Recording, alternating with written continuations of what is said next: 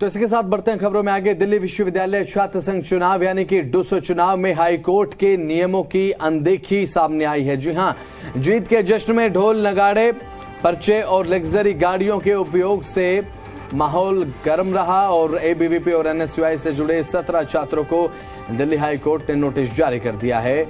अब इसमें जीतने वाले अध्यक्ष आर्यन मान भी शामिल हैं।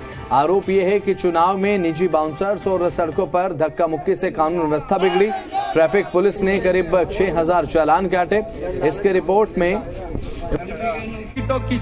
ये साफ तौर पर यह देखने को मिला है कि किस तरह से नियमों की अवहेलना हुई है और इसकी रिपोर्ट कोर्ट में पेश की गई है। अधिवक्ता आशु बिधुड़ी के अनुसार अगली सुनवाई 6 नवंबर 2025 को होनी है। हाईकोर्ट ने विश्वविद्यालय और पुलिस को कड़े निर्देश दिए हैं।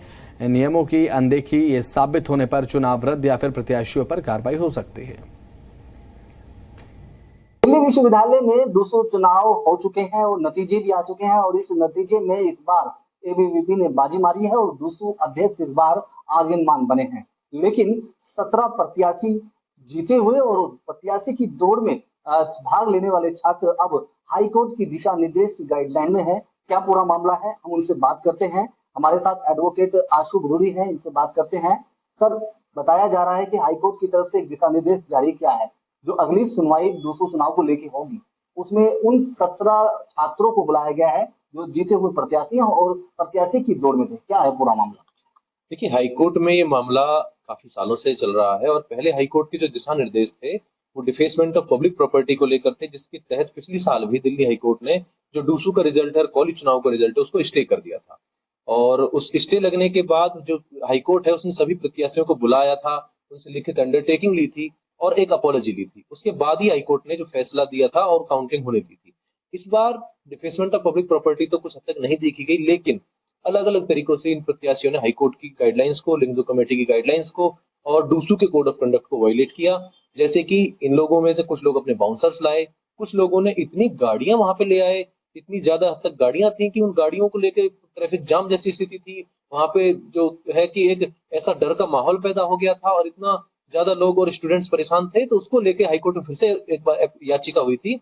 और इस याचिका पे हाईकोर्ट ने देखा कि जितने भी लोग हैं सभी जो है डूसू के कोड ऑफ कंडक्ट का वायलेशन कर रहे हैं और इसमें मुख्यतः आर्यन मान और जो राहुल झांसला और बाकी जो प्रत्याशी हैं जो इस बार विजयी हुए हैं और जो चुनाव लड़ रहे थे उनका नाम आया, जहां पे जेसीबी के इस्तेमाल से प्रचार किया गया, ढोल के इस्तेमाल से प्रचार किया गया, प्रिंटेड मटेरियल का इस्तेमाल किया गया और जो बाउंसर्स थे वो कॉलेज में घुस रहे थे, हुड़दंग हो रहा था। इस सब को देखते हुए हाईकोर्ट ने बेहद सख्त रुख अपनाया है और अगली तारीख पे आर्यन मान समेत बाकी सभी 17 लोगों को जिनको दिल्ली विश्वविद्यालय प्रशासन ने सो कॉज नोटिस दिया था उनको इस केस में पक्षकार बना के 6 नवंबर को हाजिर होने का आदेश दिया। 17 लोगों को, 17 छात्रों को तो बुलाया है, लेकिन इसमें से कौन कौन से ऐसे संगठन हैं जो कोर्ट में जाएंगे और सुनवाई के दौरान पेश होंगे? दूसरी बात ये भी है कि कोर्ट में कोई ऐसा सबूत तो पेश किया गया होगा जिससे जो वायलेशन हुआ है, जो नियमों का उल्लंघन हुआ है वो दिखाया गया है, प्रकाशित किया गया है।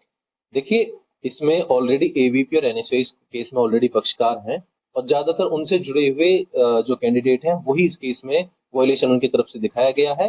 और इसमें कुछ घटना ऐसी है जैसे कि एआरएसडी कॉलेज के बाहर जेसीबी से प्रचार किया गया, वहां पे रोड ब्लॉक कर दिया गया। इसके अलावा कुछ घटना ऐसी है जहां प्रत्याशी 40-40 गाड़ियां लेके चल रहा है, उसने पूरा रोड ब्लॉक कर दिया है। इसके अलावा कुछ घटना ऐसी है जहां स्कूल की छुट्टी हो रही है उस वक्त पे उन्होंने प्रत्याशियों ने स्कूल का गेट ब्लॉक कर दिया अपनी गाड़ियों से, जो वहां पे रॉयल्स रॉयस जैसी बड़ी बड़ी गाड़ियां आ रही हैं।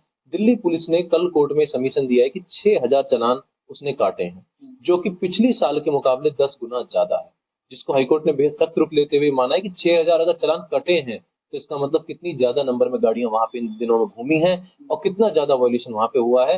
दिल्ली पुलिस को भी सख्त हिदायत दी गई कि जिन लोगों के चालान कटे गए हैं उनके ऊपर कानूनी कार्रवाई की जाए और जो लोग अभी इस कानूनी दायरे से बाहर हैं उन्हें सीसीटीवी फुटेज देख के उनके ऊपर कार्रवाई अमल में लाई जाए। हाईकोर्ट की तरफ से अगले सुनवाई के लिए हाजिर करने के लिए दिशा निर्देश जारी कर दिए गए हैं। आगे क्या होगा तो देखने वाली बातों की, लेकिन कहीं न कहीं विश्वविद्यालय चुनाव अभी भी सुर्खियों में बना हुआ है। नसीम अहमद, मीडिया, दिल्ली।